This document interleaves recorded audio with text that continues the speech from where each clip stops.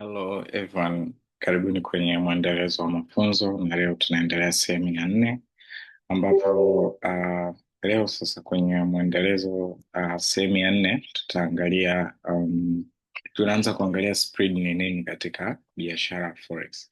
Kwa hiyo sasa madalali au brokers wa forex watakupa bei mbili tofauti kwa jozi ya sarafu.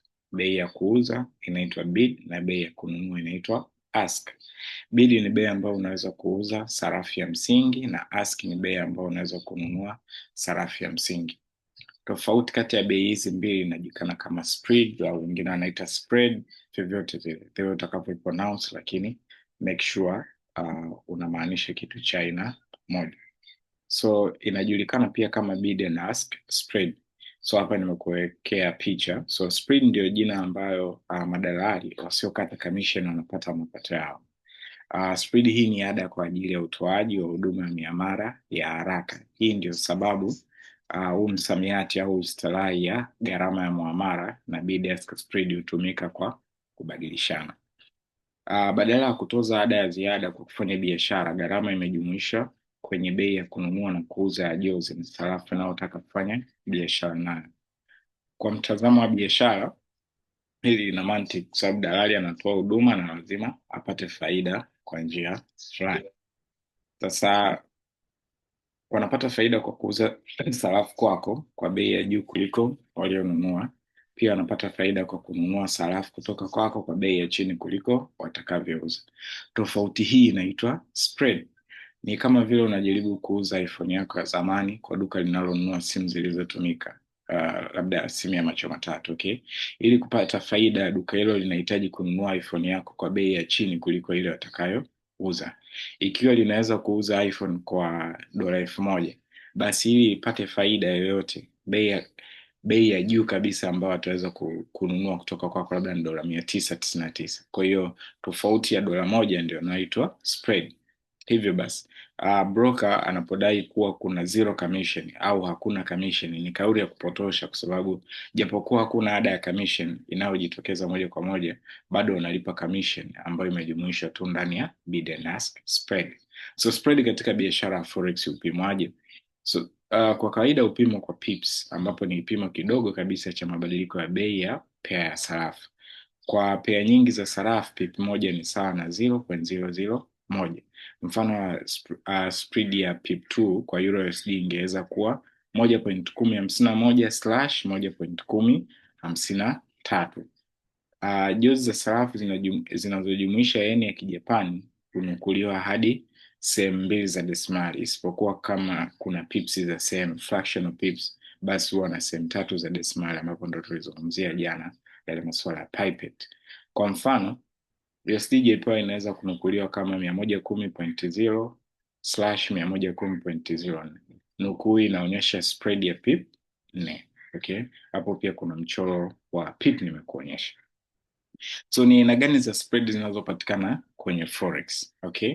Kuna aina kuu mbili tu za spread. Ya kwanza inaitwa fixed ambayo haibadiliki, na variable spread ambayo inabadilika, pia hujulikana kama floating spread.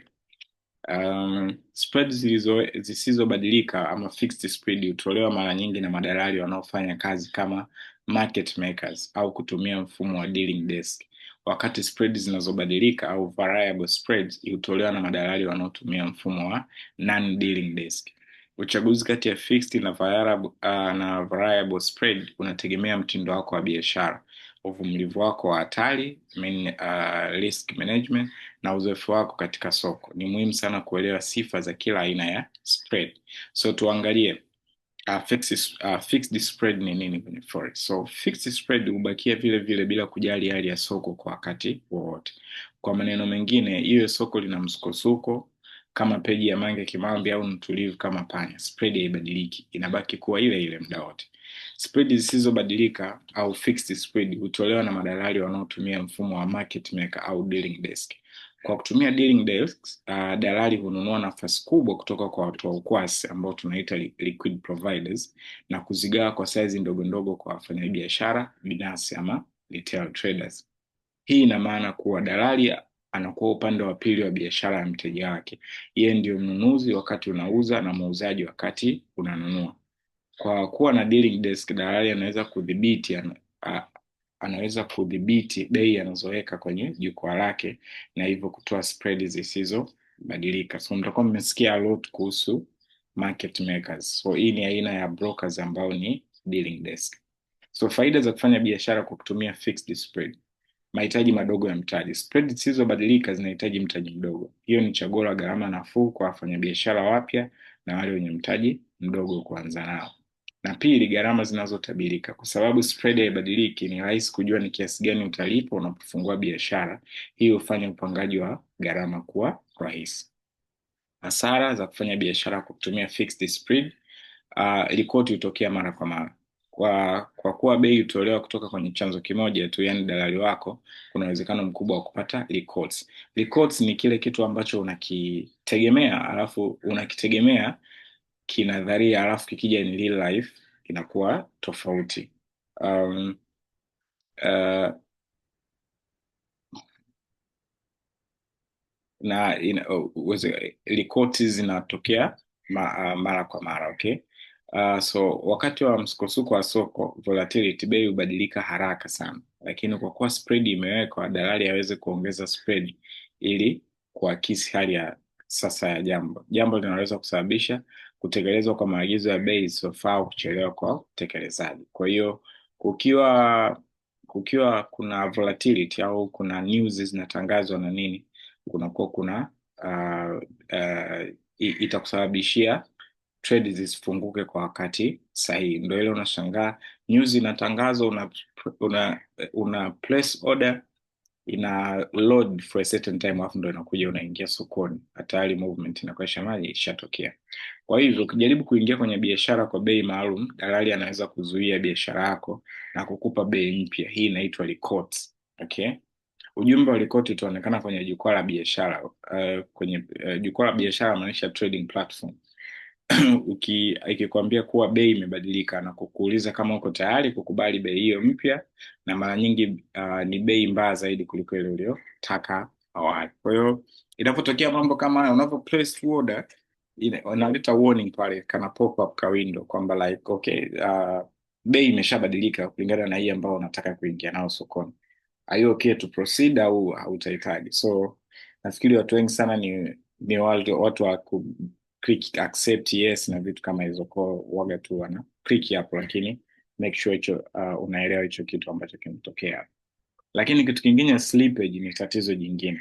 Wakati bei zinabadilika haraka, dalali hawezi kudumisha spread ya kudumu kila wakati, na bei utakayoishia nayo baada ya kuingia kwenye biashara inaweza kuwa tofauti kabisa na ile uliyokusudia. Kwa hiyo unaweza kusema kwamba labda strategy yako inasema mimi nataka kuingia sokoni at price level hii hapa. So slippage ni kile kitu ambacho tuchukulia labda mfano kama umeshawahi kutumia Tinder, okay? Au so Tinder tu, Snapchat au yeah, of course, let's say Snapchat. Kuna binti umekutana naye Snapchat, na kulingana na filters za Snapchat na kila kitu umeshaona, alafu kwenye kuja kukutana naye sasa, zile filter na yeye mwenyewe jinsi alivyo ni vitu viwili tofauti. Kwa slippage ina mtindo kama huo. So utakuwa unaiona market labda kwenye trading view ipo kwenye price level fulani, na wewe unasema pale ndo ambapo nitaingia, stop loss yangu nitaweka pale, itakuwa na pips fulani. Kwa hiyo sasa umeweka labda pips 30 au pips 50.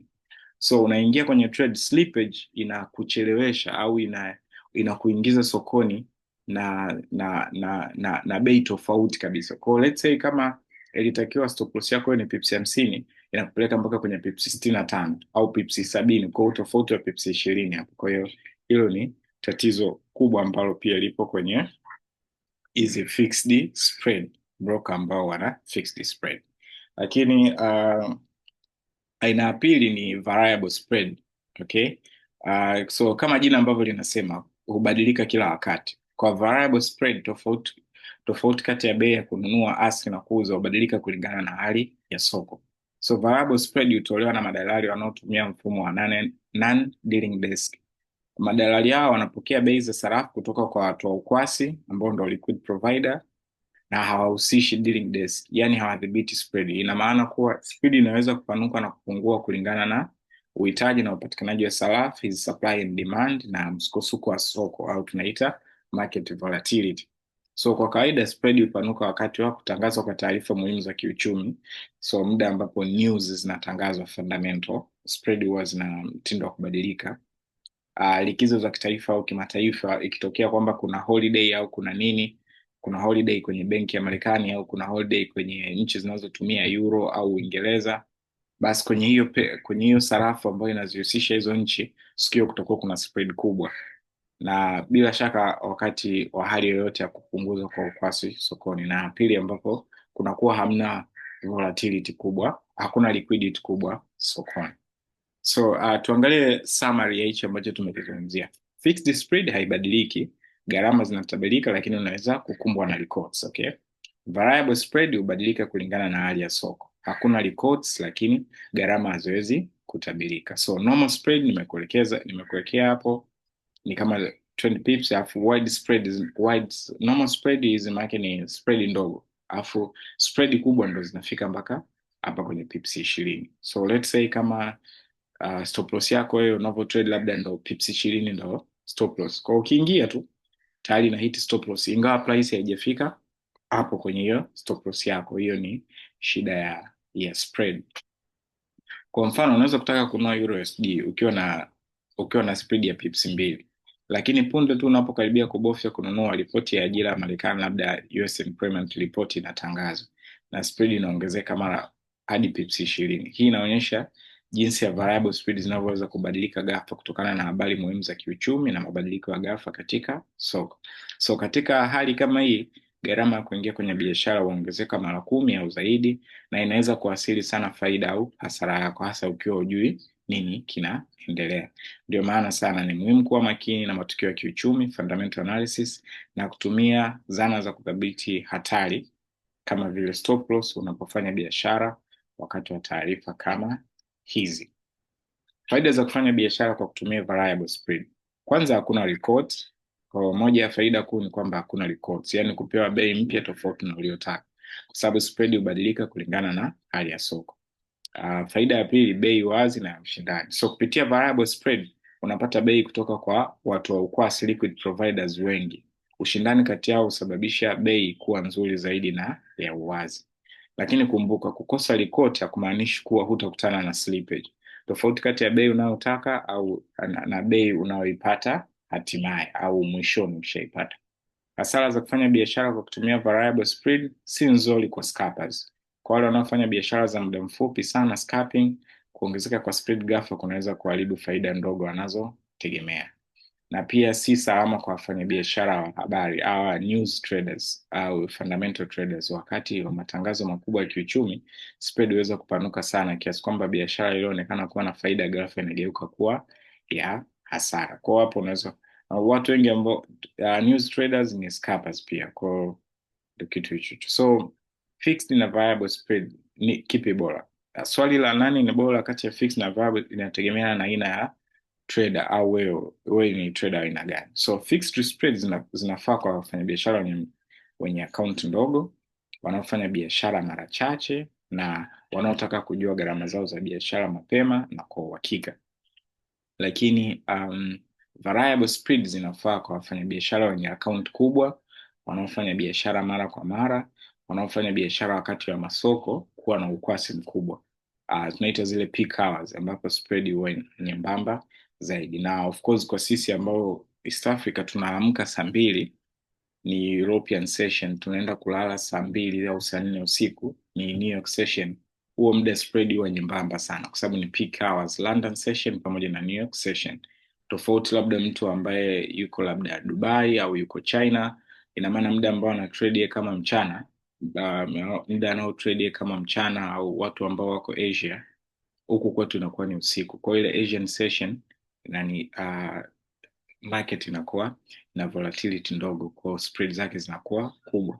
Au hata ukiwa East Africa ukisema mchana nafanya shughuli nyingine usiku ndo ni trade, ina maana una trade katika muda ambao market ina volatility ndogo, kwa gharama hizo za spread lazima ziwe kubwa. Kwa hiyo utachagua aina ya spread inayolingana na mtindo wako wa biashara, uwezo wako wa kifedha na hatari unazoweza kuvumilia. Wafanyabiashara wanaotaka utekelezaji wa haraka wa biashara na wanaotaka kuepuka records watapendelea kufanya biashara kwa kutumia variable spread, ambao sasa hicho ndo kitu ambacho mimi nashauri pia, kwa sababu mimi natumia broker ambaye ana variable spread. Muda wa news najua spread zitatanuka, lakini I get other opportunity kwamba mara nyingi sikutane na records, lakini broker wangu sio dealing desk kwamba mimi nikibai yeye kwake ana sell au mimi nikisell yeye kwake ana buy. Kwa hiyo variable spread zipo kwa non dealing desk brokers ambao wenyewe kazi yao tu ni kutafuta tu bei ya risk kukuletea wewe ukiingia, utofauti wa spread ndo faida yao, na utofauti wa spread ndo faida yao pamoja na charges nyingine. Lakini dealing desk ina maana wewe unavyofungua biashara, wewe kwake tayari ni mteja, ukipata amepoteza, ukipoteza yeye amepata. So kwa sababu atakuwa anahitaji kupata, mazingira mengi katika services zake yatakuwa yanakutengenezea wewe kupoteza zaidi. Kwa hiyo hicho ni kitu ambacho natakiwa ukizingatie zaidi. So gharama za spread na namna ya kuzikokotoa. Sasa kwa juu umejua spread ni nini. Kuna aina mbili za spread. Kuna jambo moja la mwisho unahitaji kujua namna spread inavyohusiana na gharama halisi za muamala. Rahisi sana kupiga mahesabu, na unahitaji vitu viwili: thamani ya pip moja, pip value, na idadi ya lots unazofanya nazo biashara. Tuangalie huu mfano hapa. Nimeelekeza euro USD, itahitaji usome kaelezea hapa, then tuangalie kitu ambacho kinaitwa bid and ask. Kwenye hili somo ambalo naelezea bid and ask, linatoa mifano kusaidia wafanyabiashara wapya, hasa nyinyi ambao mnajifunza, kuelewa umuhimu wake wanapoingia na kutoka kwenye biashara. Fikiria upo kwenye soko la wakulima lenye shughuli nyingi na unatazama kikapu labda cha karoti, au umeenda kununua karoti, si ndio? Unamuuliza muuzaji ni kiasi gani kwa hizi karoti. Muuzaji anakujibu $5 labda. Unawaza kwa muda, kisha unamuuliza vipi kuhusu $4? Muuzaji anatabasamu na kukatalia, akisisitiza bei yake ya $5. Sasa ukiwa umesha experience kitu kama hichi, of course kila mtu amesha experience, wewe unanunua kitu chochote, ile mnaita ku negotiate, hapo tayari umeonja kiini cha bei ya bid and ask. Katika ulimwengu wa biashara, bei ya muuzaji ndio inaitwa ask, na ofa yako ya chini ambayo unataka kununua inaitwa bid. So kama ilivyo sokoni, kuelewa dhana hii unaweza kufanya pia mfanyabiashara mwenye maarifa. Kwa tuangalie sasa kwenye forex, hizi bid and ask zina maana gani? Bei ya forex huwa na pande mbili, bid and ask. Mfano euro USD 1.10.1.2/1.1026/4. So bei ya bid ni 1.10.252 na bei ya ask ni 1.10.264. So ikiwa maneno haya yanakuchanganya mwanzoni, ni vizuri kukumbuka kwamba maneno bid and ask yanatokana na mtazamo wa dalali au forex brokers, na sio mtazamo wako wewe. Unaponunua unalipa bei ambayo broker anauza, anakuuzia wewe, na unapouza utalazimika kukubali bei ambayo broker anakubali kununua. Kwa hiyo ndio kitu cha msingi cha kujua kwamba of course tunajua bid and ask. Kwa hiyo ukiwa unauza, unaweza kumwambia mtu mimi kitu changu nakiuza kwa bei fulani. Akikwambia mimi nina bei fulani, naambia hapana, siwezi. Lakini kwenye forex trading, broker yeye ndo anatoa bid na anatoa ni ask. Kwa unapotaka kununua anakwambia okay, nakuuzia kwa bei fulani, ila unapotaka wewe kuuza anakwambia mimi nanunua kwa bei fulani. Kwa hiyo hizo ndo bid and ask ambazo kwa broker zipo. So kwa mtazamo wa broker, unapokuwa mnunuzi, broker atauliza bei ya juu kidogo kuliko ile ambayo angeweza kutoa kama ungekuwa muuzaji. So katika nukuu ya bei hapo awali, kwa sababu unavutiwa kununua euro, utalipia bei ya ask, yani bei ambayo broker anauliza, ambayo ni kama ungekuwa unauza ungepokea bei ya bid, au kwa maneno mengine kukubali bei ya broker ambayo ni here. So kuna mfano hapo chini. Spread ni tofauti kati ya bei ya bid and ask. Okay, so spread ndio njia ambayo broker hupata faida. Haijalishi unafanya biashara katika soko gani, iwe ni forex, iwe hisa au cryptocurrency, utaona daima kuna spread kwenye bei. Yani bei lazima, na spread ziko mahali popote. Sisi kawaida hutu tunasema kwamba faida mtu anaenda Kariakoo anachukua mzigo labda kwa bei ya jumla 6,600, akija kuleta dukani kwake anauza 8,800. Okay. Uh, hata iweje hawezi kukuuzia chini ya ile bei ya 6,000. Na ikitokea kama wewe labda una mzigo, naambia bwana, mimi na mzigo wangu nataka nikuuzie bei ya jumla, atakwambia mimi nanunua chini ya 6,000. Yani t-shirt ambayo anakuuzia 8,800, wewe ukimletea pale kwa bei ya jumla, ukimwambia mimi nataka nikuuzie 6,500, atakataa. Au 6,200 atakataa, kwa sababu anajua kuna sehemu anaenda kununua 6,000. Kwa hiyo ndo utofauti wenyewe hapo. Kwa hiyo nahisi tukileta kwenye mifano ya maisha halisi na make sense zaidi. So hapa kuna mfano ambao nime break down in a very simple way. Fikiria unanunua na kuuza simu za iPhone zilizotumika. So wewe ni mfanyabiashara wa iPhone zilizotumika, labda uko Makumbusho au uko Kariakoo. Kuna mteja anaitwa Kim anakutumia ujumbe akitaka kuuza iPhone yake. Unachukua bei, unanukuu bei ya bid, hii ndio bei unayotaka kuinunua kwake. Okay? Baada ya iPhone kununuliwa kwa bei ya bid, sasa unaweka tangazo la kuuza labda kwenye Facebook au WhatsApp status. Mteja mwingine kanya anakuja anataka kununua iPhone yako. Wakati huu unanukuu bei ya asi, hii ndio unayoitisha ili kuuza hiyo iPhone. Okay? Sasa kwa mfano huu hapo kwamba ili kupata faida bei ya ask lazima iwe juu kuliko bei ya bid. Tofauti kati ya hizi bei mbili ndio inaitwa spread. Hiyo ndio faida unayopata kama muuzaji wa iPhone kutokana na muamala huo. Sasa hebu tuongeze takwimu kwenye hichi ambacho nimekizungumza. Kimo anataka kuuza iPhone yake. Bei yako ya kununua unamwambia utainunua kwa $1,000. Okay? Kimo anakuuzia iPhone, anakubali bei ya hiyo bei ya $1,000. Mara moja unaweka iPhone yako mtandaoni kwa ajili ya kuuza na unatangaza bei ya kuuza itakuwa ni 1,500.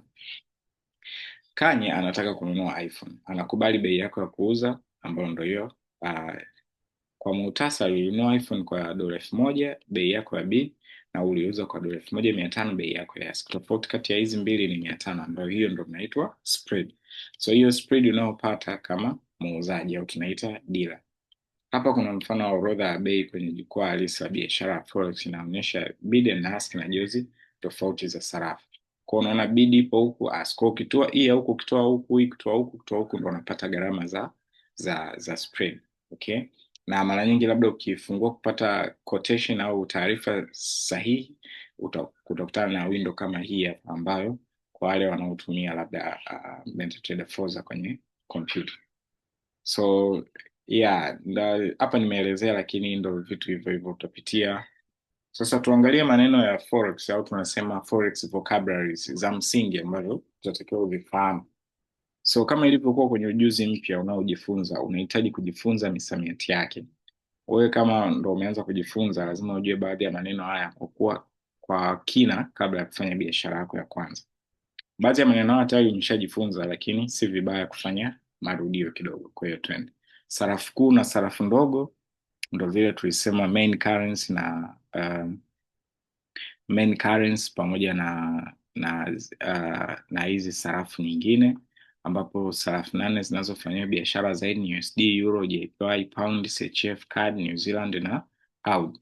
Alafu sarafu ndogo ni zile kutoka kwenye nchi ndogo au zinazoendelea kiuchumi, ambazo sarafu hizi bado hufanyiwa biashara kwa kiasi kubwa, lakini zina ukwasi mdogo ukilinganisha na sarafu kuu, mara nyingi kutoka katika nchi zilizo na uchumi unaokuwa na masoko madogo ya kifedha. Alafu kuna sarafu za kipekee ambazo ndo exotic currencies, ni kutoka kwenye nchi ndogo zenye maendeleo madogo au masoko yanayoibukia. Sarafu hizi zina ukwasi mdogo na hutabirika kidogo ukilinganisha na sarafu kuu na ndogo. Kufanya biashara ya sarafu za kipekee kunahusisha spread kubwa na kunaweza kuwa na riski zaidi ama hatari zaidi. Huo ni msarafu wa main currency, main currency pamoja na exotic currency. Msamiati wa pili tutaangalia base currency, ambayo tunaita ni sarafu ya msingi. Hii ni sarafu ambayo inakaa mwanzoni kwenye pair yoyote, wakati sarafu inayokaa upande wa pili inaitwa sarafu ya nukuu ama quote currency. Maelezo yake zaidi utayasoma hapo. Nimeangalia pia kitu kinaitwa pip, ni kipimo kidogo zaidi cha mabadiliko ya bei katika pair ya sarafu yoyote, na kwa hii kinaanzia kwenye nafasi ya 4 ya desimali kwa pair zote ambazo hazina Japanese yen, lakini Kwa pair ambayo ina Japanese yen inaanzia kwenye nafasi ya pili ya desimali. Ukikutana na pair zenye Japanese yen zina nafasi tatu ya desimali, ile nafasi ya tatu ndo pipette, na ukikutana pair nyingine zozote ambazo sio Japanese yen zina nafasi zaidi ya 4 za desimali, ile ya tano ndo inaitwa pipette au tunaita a fraction of pips, just tu sehemu ya pips. So ukitazama hapo utaona pip ya kawaida na pipettes. Pia tumeangalia bei ya bid ambayo ni bid price, nimetoka kuelezea hapo sasa hivi, utasoma maelezo, na kuna bei ya ask ama ask offer price nimeielezea. So pia tumezungumzia masuala ya spread ya bid and ask, jinsi ambavyo inapatikana. Msamiati mwingine ni mkataba wa nukuu ama quote conversions. Mkataba hii nitaelezea kwa sababu na hisi sijaizungumza sana. Mkataba wa nukuu unahusu njia ya kawaida ya kueleza viwango vya ubadilishaji wa sarafu, exchange rate of currency. Viwango vya ubadilishaji katika soko la forex vinaonyeshwa kwa kutumia muundo ufuatao: sarafu ya msingi / sarafu ya nukuu, bei ya kununua / bid, bei ya kuuza ask. So fikiria jozi ya sarafu ya Euro USD inayotolewa kama 1.2345 / 1.2347. Sarafu ya msingi euro, sarafu ya nukuu dola ya Marekani. Bei ya kununua 1.2345, bei ya kuuza 1.2347. Tofauti spread 0.02. Kwa hii ndo quote conversion. Mtu akikwambia mkataba wa nukuu au nisomee quote conversion ya Euro USD sasa hivi, this is how imekuwa iko clarified. Ni taarifa fulani ambazo watu wa wanazi overlook, lakini wewe kama mtu ambaye anahitaji uwe unaelewa, una uelewa mpana zaidi, I hope itakusaidia. Tuangalie kitu kingine kinaitwa transaction cost. Sifa kuu ya tofauti kati ya bei ya kununua na kuuza ni kwamba pia ndio gharama ya muamala wa biashara ya mzunguko kamili ambao tunaita round turn. Round turn inamaanisha kununua au kuuza na kisha kufanya biashara ya pili ya kinyume ya kuuza au kununua ya ukubwa sawa katika jozi ile ya sarafu. So kwa mfano katika jozi ya sarafu ya Euro USD ikiwa na kiwango cha 1.2812/15, gharama ya muamala ni pips 3. Ina maana itakuwa 1.2812 1.2815. Nukuu ya gharama ya muamala utachukua gharama ya muamala spread sawa sawa na bei ya kuuza minus bei ya kununua. So transactional cost ni sawa sawa tu na kusema spread, gharama za kufanya biashara, za kufanya huo muamala. Cross currencies, sarafu ya muamala. So sarafu ya msalaba ni jozi ya sarafu ambayo hakuna hata moja ni dola ya Marekani. So tunaangalia kule kuna main currency, lakini pia kuna cross currencies. Cross currency ni zile tunasema ni sarafu ambayo hakuna hata moja ni dola ya Marekani. Kwa kwenye zile sarafu kuu 8, moja tunaita main currency USD ambayo ndio inatengeneza zile tunaita major pairs, alafu minor pairs sasa ndio hizi ambazo zinatengenezwa na cross currencies. Na mabadiliko yasiyotabirika kwa sababu mfanyabiashara unakuwa umeanzisha biashara mbili tofauti. Mfano ukiwa na trade euro GBP ni sawa na kufanya biashara mbili. Kwanza unakuwa umenunua euro USD alafu pia na kuuza GBP USD. Kwa hiyo zinapokutana hizi pair ambazo hazihusishi USD, sababu USD ni main, yani ndo kama main character wa nini, ni main character wa mass. Tuliangalia kule mwanzoni kwamba USD is a king. Kwa mfano kama una trade Audi GBP ni kwamba pale unakuwa una trade Audi USD pamoja na GBP USD. Okay, ila USD inakuwa kama imekatwa, kama in shadows. So jozi za sarafu ya msalaba mara nyingi huwa na gharama kubwa ya muamala au spread zinakuwa kubwa kwa sababu kuna transaction ya pesa zaidi. Tuangalie kitu kinaitwa margin au account ya margin. Unapofungua account ya margin kwa wakala wa forex, unalazimika kuweka kiasi cha chini kabisa cha amana kwenye account yako ya biashara. Kiasi hiki kinatofautiana kati ya wakala na wakala. Kinaweza kuanzia USD 100 takriban kama 250 mpaka USD 10,000, inategemeana. Kila mara unapofungua biashara mpya, asilimia fulani ya salio lako kwenye akaunti ya margin huwekwa pembeni kama dhamana ya awali ya biashara ambayo umefungua, ambacho kitu kinaitwa initial margin requirement. Kiasi hiki kinategemeana na jozi ya sarafu unayofanya biashara, bei ya sasa ya soko na idadi ya vitengo au lot size unayofanya biashara nayo. Ukubwa wa loti huo unahusiana moja kwa moja na sarafu ya msingi ambayo tunaita base currency. Hivi vitu nimeshavizungumzia. So tuchukulie umefungua akaunti ya Mina ambayo inatoa leverage ya 1:200, yani margin ya 0.5%. Akaunti za Mini hufanya biashara kwa Mini lot size ambapo loti ya Mini ni sawa na USD 10,000. So kwa mfano ungekuwa umefanya biashara kwa kutumia loti moja ya Mini, badala ya kulipa kiasi kizima cha 10,000 ungefanya biashara hiyo kwa kuweka tu $50 kama dhamana, ambayo tunaita margin, ambayo 10 times 0.5 ni sawa na $50. Then so hiyo ilikuwa ni margin, au yani kwa lugha rahisi tu ni kwamba ukishafungua account, ile account yako ikiweza kuweka hela, ile hela uliyoweka ndo margin yako. Kwa kama una $100 margin yako 100, una $500 margin yako 100, lakini hapa imekaa kisomi au kiforex zaidi. Leverage ni nguvu ya mkopo. Leverage ni uwiano kati ya kiasi cha mtaji kinachotumika kwenye biashara na kiasi unachohitajika kuweka kama dhamana, ambayo ndo margin, ambayo ndo capital. Ni uwezo wa kudhibiti kiasi kikubwa cha fedha kwenye soko kwa kutumia mtaji mdogo. Kwa mfano, kwa leverage ya 1:200 unaweza kufanya biashara $10,000 kwa kutumia mtaji wa $10 tu. So leverage inatofautiana sana kutokana na wakala mmoja hadi mwingine, na inaweza kuwa inaanzia 1:2 hadi 1:500. Kwa hiyo utakapofika muda wa kufungua account, I really recommend, au nashauri zaidi, usiende chini ya 1:400 na usizidi juu ya 1:500. Yaani 1:400 na 1:500, hiyo ndio leverage yako unayochagua unapofungua account, okay? Ingawa leverage inaweza kuongeza faida zako, inaongeza pia hatari ya hasara kubwa. Hii tuliangalia. Ndio maana ni muhimu sana kuitumia kwa busara, hasa kama bado uko kwenye hatua za mwanzo za kujifunza forex. Okay. So hiyo ndo ilikuwa misamiati hapo. Tumeangalia leverage, tumeangalia margin, tumeangalia cross currency transaction cost, tumeangalia quote conversion, tumeangalia ask, offer price, bid price, pipet, pip, masuala ya quote currency, base currency, pamoja na sarafu kuu na sarafu ndogo. So baada ya kuangalia hiyo misamiati, tuende kwenye kipengele kingine, aina za order katika biashara ya forex. So kama ambavyo ukienda mahali ukienda benki unasema nataka kudeposit au unataka kuwithdraw. Ukienda sehemu unatoa order yako, unataka kitu fulani, nataka kitu fulani. So order ni agizo linalotumiwa kupitia jukwaa la biashara la dalali wa forex broker ili kufungua au kufunga muamala endapo masharti uliyoweka yatatimizwa. Kwa order ni yale maagizo. Nataka kuingia sokoni kwa kununua, nataka kuingia sokoni kwa kuuza, nataka kutoka sokoni nafunga, nataka kuingia sokoni kwa mtindo huu, au nataka kutoka sokoni kwa mtindo huu. Hizo sasa ndo zinaitwa order katika biashara ya forex. So kwa kifupi, neno order linamaanisha jinsi utakavyoingia au kutoka kwenye biashara.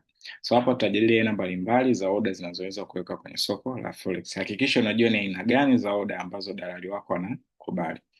Madalali tofauti hukubaliana aina tofauti za order ya forex. So aina za order, kuna aina kadhaa za msingi za order ambazo karibu madalali wote hutoa, na nyingine ambazo zinaweza kuonekana za ajabu. Lakini order zinagawanyika katika vikundi viwili. Order ya sokoni, market order. Hii ni order inayotekelezwa mara moja kwa bei ambayo dalali wako ametoa. Order ya soko, market order, ni ile ambayo unataka kuingia sokoni sasa hivi, una place, umeshaingia, ile ndio inaitwa order ya soko. Alafu order ya pili ni ile order inayosubiri au tunaita pending order. Hii ni order itakayotekelezwa baadaye kwa bei maalum uliyoweka, kwamba mimi nataka kuingia sokoni, lakini kwenye price fulani, bei ikifika sehemu fulani, ila sitakaa kwenye chart nimekodoa tu macho kuisubiri ile bei ifike pale. Kwa nitakachokifanya, nitaset as a pending order. Kama price itafika pale, nitaingia tu sokoni automatically bila mimi kuplace, lakini tayari hii order nimeshaiweka. So hiyo ndio hivyo. Na order ya sokoni ni agizo la kununua au kuuza kwa bei bora inayopatikana kwa wakati huo, ndio ambayo inaitwa market execution au market order. Kulingana na hali ya soko, kunaweza kuwa na tofauti kati ya bei uliyochagua na bei halisi ambayo order yako itatekelezwa field kwenye jukwaa lako la biashara.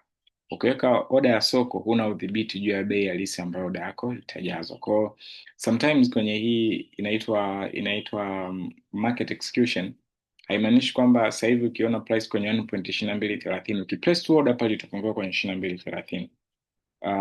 Inawezekana umeplace kwenye 2230 na market mdogo ikafanya movement labda tu pap hata pips 3 pips 4, ina maana itafunguka kwenye 1.2234 au 35, au kama ni kusell itafunguka labda au kama ni tofauti itafunguka labda kwenye 1.27 au 26 baada ya 1.2230. Kwa hivyo ni vitu ambavyo unatakiwa pia kuvifahamu. Sasa tuangalie kwenye upande wa pending order, ndo kuna hizi sasa zinaitwa order za kikomo ambazo zinaitwa limit order. Order ya kikomo ni order inayowekwa kununua chini ya bei ya soko ya sasa au kuuza juu ya bei ya soko kwa bei maalum.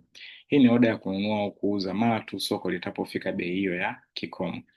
Ukiweka buy limit unanunua bei fulani ya chini kuliko pale ambapo ipo, kwamba price hivi ipo hapa, ile itashuka chini ndio ianze kupanda. Kwa hiyo unaenda kuweka buy limit sehemu fulani, kwamba itakapofika pale inunua.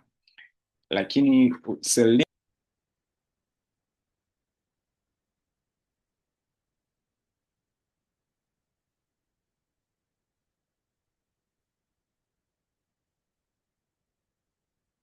yeah, so inawezekana bei ikawa ipo kwenye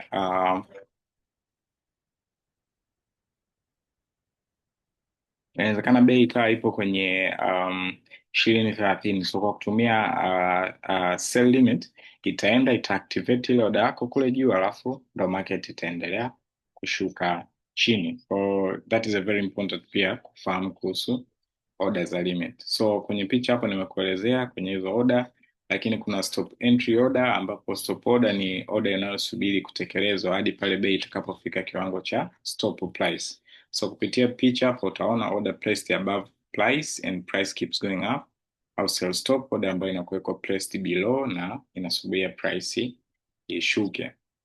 Kwa order nyingine ni stop loss. Hii ni order ya kufunga biashara endapo bei ya soko itafika kiwango fulani ulichoweka, ambacho mara nyingi huashiria kupunguza hasara au kulinda faida. Kama upo kwenye long position umenunua, basi stop loss yako inakuwa ni order ya kuuza uh, kwa kutumia sell stop, na kama upo kwenye short position unauza, basi stop loss yako itakuwa kununua kwa kutumia buy stop. Au kwa maana nyingine unaingia sokoni kwa kubai au unaingia sokoni kwa kuuza. In case market ikaenda tofauti na uelekeo ambao wewe unautaka, stop loss order ndo ambayo itakutoa wewe kwa riski ambayo unaitaka. So vitu vya kukumbuka sasa kwenye order hii ya stop loss ni zana muhimu sana ya usimamizi wa hatari, risk management kwenye biashara ya forex. So stop loss huendelea kufanya kazi hadi pale nafasi ya biashara itakapofungwa au utakapofuta order hiyo ya stop loss. Hapo kuna mfano nimeweka. So pia order ya stop loss haijakuhakikishia kutekelezwa kwa bei halisi uliyoweka. Kuna kitu kingine ambacho kinatokea kwenye stop loss. Sometimes ile bei ambayo umeweka kwenye stop loss inaweza isifikiwe na broker akaamua tu kufunga order zako. Hicho kitu pia kinatokea kulingana na market condition na factor mbalimbali. Nafikiri kwa broker yoyote kuna zile terms and conditions zinakuwa zimeandikwa pale. Hicho ni kitu ambacho pia huwa kinakuwepo, lakini kwa sababu watu wengi sio watu wa kusoma terms and condition, mwisho wa siku tu utajikuta unakuja kulalamika broker amefanya hivi, lakini ni kitu ambacho ulishakikubali. Kuona wenyewe pia wana hiyo gap ya kuhakikisha kwamba sometimes au stop loss yako ikalukwa vile vile, ukaweka stop loss sehemu fulani, hasa wa dealing desk brokers. Unaweza ukaweka stop loss sehemu fulani, wenyewe wakaona tu kabisa huu upande ambao ameingia ni tofauti. Sasa ameweka tu loss apate $10, wacha tumsogeze sogeze mpaka $20 kwanza au 30. Kwa umeweka stop loss ya broker anairuka ile stop loss, unaenda nafika $30 ndo anafunga. Kwa unakuja kujiuliza mbona ilikuwa tu loss nitaka nipate $10, imekuwaje nimetoka kwenye $30? Kwa hiyo order stop loss hiyo inarukwa. Hizo zinaitwa brokers manipulation. Ni kitu kibaya zaidi. Kuna wengine ndo yani mpaka account yako imechomwa kabisa, umeweka stop loss anairuka na hiyo anasubiri hiyo iende mpaka sasa. Movement ya kuchoma account kwa trade moja kidogo inakuwaga ni kubwa sana. So kwa mtu ambaye ana mtaji mdogo let's say wa $30, ina maana hiyo trade inatakiwa ifanye movement ya pips 300 ili achome hiyo account kwa kutumia 0.01, ambayo hiyo movement hiyo inaweza katokea labda kwenye gold. Na gold kama una mtaji wa chini ya $50 au of course kama unamtaja chini ya $100, gold is not advisable ku trade, kwa sababu ukuta trade moja tu ina risk ya pips 100 na kitu au 200, which is almost 20% au 15% of your account, so it's not advisable kabisa. Then kuna kitu kinaitwa trailing stop loss. Hii ni aina ya stop loss ambayo inabadilika automatically kadri faida inavyoongezeka. So mfano ukiweka trailing stop loss pips 20, umeweka tu kwanza stop loss pips 20, alafu market ikamove kwenye faida pips 20, ile stop loss inatoka pale kwenye pips 20 inaingia kwenye eneo la entry, alafu inaacha zile faida pips 20. Market ikimove pips 40 inajitoa pale kwenye entry, inajisogeza pips 20 ndani ya faida. Kwa kutokana na kila market inavyo move inatengeneza distance ya pips 20. Yaani ni kama trailing stop loss ni stop loss ambayo inaifuata bei. So bei inavyotembea kwenye faida na yenyewe inakuja nyuma yake, inatembea inakuja nyuma yake, inatembea. Kwa hiyo kadri unapopanda, so ikifika $200 yenyewe inakuwa stop loss inakuwa hapo kwenye pips 180. Ikifika kwenye labda ya pips 200, stop loss inakuwa 180. Hiyo inabadilika tu faida inavyoenda, lakini ikitokea market inageuka pale pale ambapo imekaa haibadiliki. Kwa hiyo you have to note kwamba unapoweka trailing stop loss, soko linataka tu liende upande wako wa faida. Likifanya retracement tu ya zile pips ambazo umeziweka kama trailing stop loss, tayari unakuwa umetoka sokoni. Sijajua kama hii itakuwa ni nzuri kwako au hivyo, lakini with my experience sio kitu ambacho nakitumia. Gawe ukiona comfortability na hiyo kwenye trading, mimi nakufundisha general na vitu vichache au vingi ambavyo vinafanya kazi kwangu. Utakapoanza kutrade wewe kuna vitu vitafanya kazi kwako kuliko vinavyofanya kazi kwangu, okay? Na vitu ambavyo mimi siwezi kuvifanya wewe utaweza kuvifanya.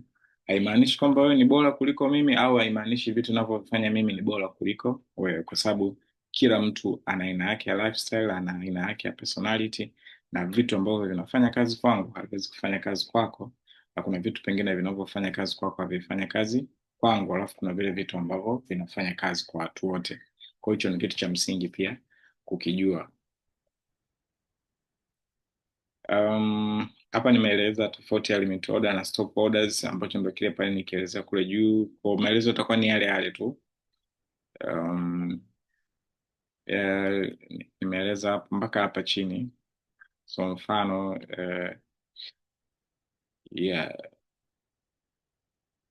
sasa hivi vitu kama hivyo. So ushauri kutoka kwenye hii somo la leo na nini ni kwamba make sure umeshikamana na msingi kwanza, ambao ndo basic, ndio hichi kitu tunachoendelea nacho. Hakikisha unaelewa na umezoea kikamilifu mfumo wa kuweka oda wa jukwaa la biashara, trading platform. Tutakuja kuangalia kwa mbele kwenye MT4 na MT5 kabla ya kufanya biashara yoyote. Kagua na wasiliane na wakala wako kuhusu masharti ya oda mbalimbali na iwapo kuna ada yoyote ya rollover, gharama ya kubeba nafasi hadi siku inayofuata. Hivi nilivyoelezea pia. So muhimu, market order, maagizo ya kutekelezwa mara moja kwa bei yoyote inayopatikana sokoni. Alafu si ya uhakika kwa bei maalum, na unaweza kutekelezwa kwa bei isiyoitaka, hasa katika masoko ya mabadiliko makubwa. Limit orders, hii inakupa udhibiti zaidi wa bei, kwani maagizo yanalazimika kutekelezwa kwa bei uliochagua bora zaidi. Okay? Then muhimu, usifanye biashara kwa pesa halisi. Tena nimebold na kuandika kwa maandishi makubwa. Usifanye biashara kwa pesa halisi hadi utakapokuwa na kiwango cha juu kabisa cha uelewa na uaminifu kwa jukwaa lako la biashara na mfumo wake wa oda. So makosa ya oda ni ya kawaida kuliko unavyodhani, hivyo ni bora kujifunza kwenye akaunti ya mazoezi ambayo inaitwa demo kabla ya kuhusisha pesa halisi. Yep, kwa hiyo ndio ilikuwa lesson yetu, na nilisema hii lesson itakuja weekend, kwa hiyo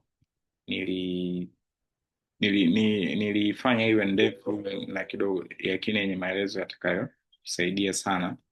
Ukiweza kukamilisha hivi vitu vyote sawa. Na of course video ikiwa ndefu kama hii sio lazima uiangalie yote kwa mara moja.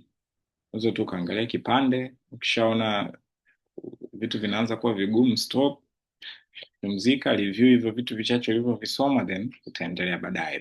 This is not a sprint, it's just a marathon. Kwa hiyo soma kwa pesi yako ambayo wewe ndo unaiweza. Asanteni, niwatakie weekend njema, na leo ni sikukuu ya Eid al-Adha. Kwa hiyo I hope uko tayari mmeshachinja vitu au umepata miari. So Jumamosi njema and all the best.